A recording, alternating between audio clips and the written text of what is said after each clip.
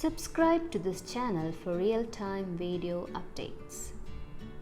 Magnetic materials encompass a wide variety of materials which are used in a diverse range of applications. They are used in body scanners as well as applications implanted into the body. The home entertainment market relies on magnetic materials in applications such as PCs, CD players, game consoles, and loudspeakers. Today's session is about the magnetic properties of solids. Magnets have always fascinated us, isn't it? We use different types of magnetic substances in our daily life. But from where does this magnetism originate? It is from nowhere but from inside the atom. Magnetism originates from electrons. Each electron can be considered as a tiny magnet. Let us see how it is so. This is the basic idea of the atom that we have, with the positively charged nucleus and the negatively charged electrons revolving around the nucleus. Now, how is that electron behaves like a tiny magnet? We have learned about two types of motions of the electron. One is the orbital motion in which the electron travels in various energy levels. The second one is the spin motion of the electron. Electron, being a charged particle undergoing these types of motions, can be considered as a loop of current which possesses a magnetic Moment. If this is the positively charged nucleus, the electronic motion in the orbital can be considered like this. Let this be an electron. This is the orbital motion. Then the magnetic moment arising due to this orbital motion of the electron will be in this direction. So this is the direction of the magnetic moment. The magnetic moment will also be perpendicular to the spin motion. So if this is the direction of the spin motion, then this will be the direction of the magnetic moment.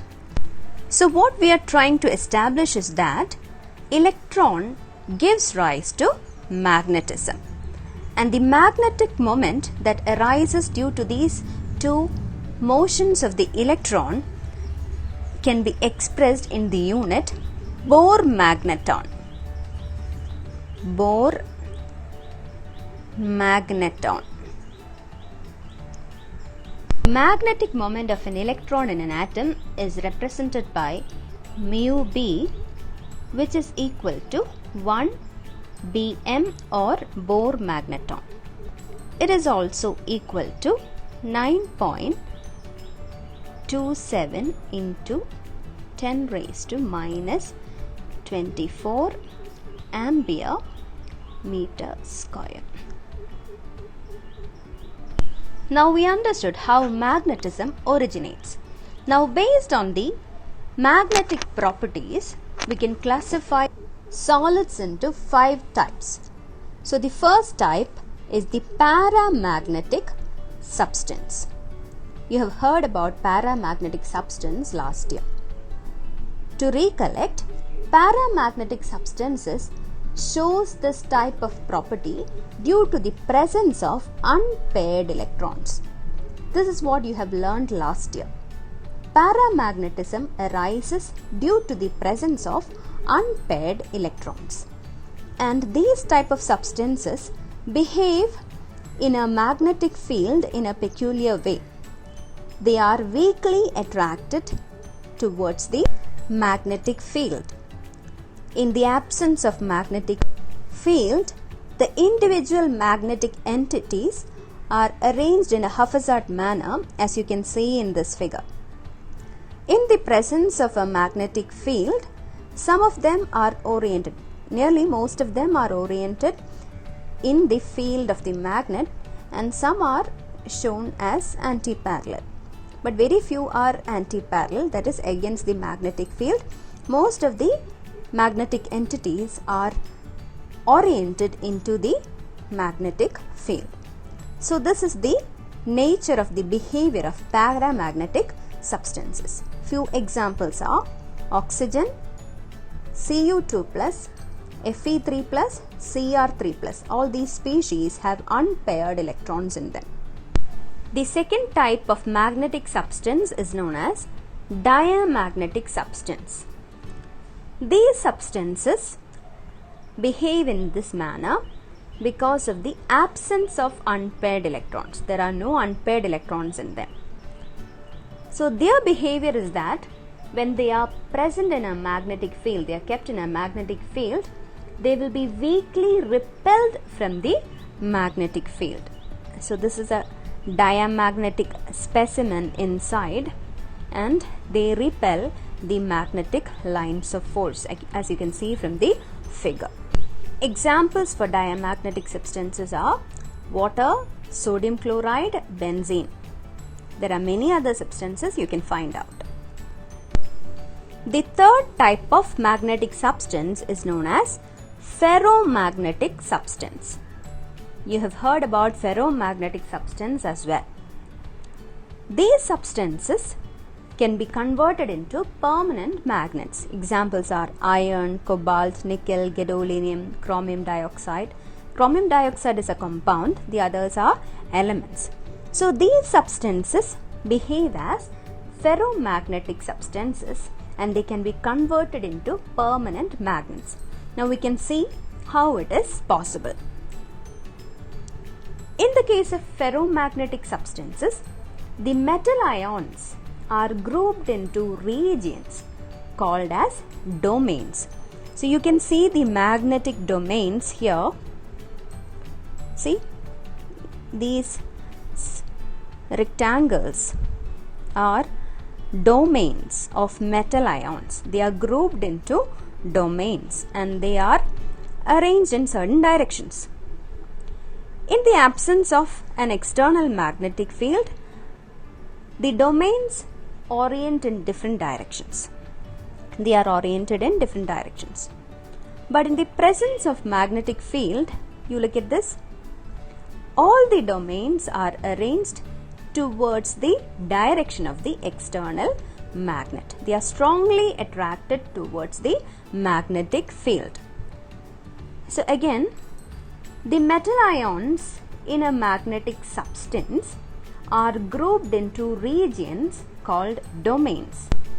These domains will be aligned in the same direction in the presence of an external magnetic field and can be permanently magnetized. So such substances are known as ferromagnetic substances.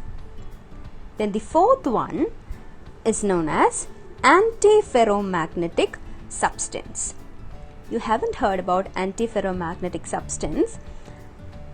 In antiferromagnetic substance, there are domains, but the domains, here each domain is shown by a single arrow. In the presence of a magnetic field, these domains are oriented in parallel and anti-parallel directions, and the number of parallel orientations will be equal to the number of anti-parallel orientations. Hence, the magnetic moments will be cancelled. And an example of this type of substance is manganese oxide. So here, in the case of antiferromagnetic substances, domains exist similar to that of ferromagnetic substances. But in the presence of magnetic field, the domains will be arranged in parallel and anti-parallel directions. And the number of parallel orientations will be equal to the number of anti-parallel orientations such that the magnetic moments cancel each other. So this type of substances are referred to as antiferromagnetic substances. Example, manganese oxide. The fifth and the last type of magnetic substance is known as ferrimagnetic substance. In ferrimagnetic substance also, domains exist. The domains will be oriented into parallel and anti-parallel directions in the presence of a magnetic field. But the number of parallel and anti-parallel orientations will not be equal as in the case of antiferromagnetic substance. Either the parallel or anti-parallel orientations will be more than the other, leading to a magnetic moment. When ferrimagnetic substances are heated, they are converted into paramagnetic substances. Some examples are Fe3O4 or magnetite and two ferrites, magnesium ferrite MgFe2O4 and zinc ferrite ZnFe2O4. These are examples. So to summarize, we discussed about the origin of magnetic moment inside an atom and how magnetic substances are classified: paramagnetic, diamagnetic, ferromagnetic, antiferromagnetic and ferrimagnetic substances.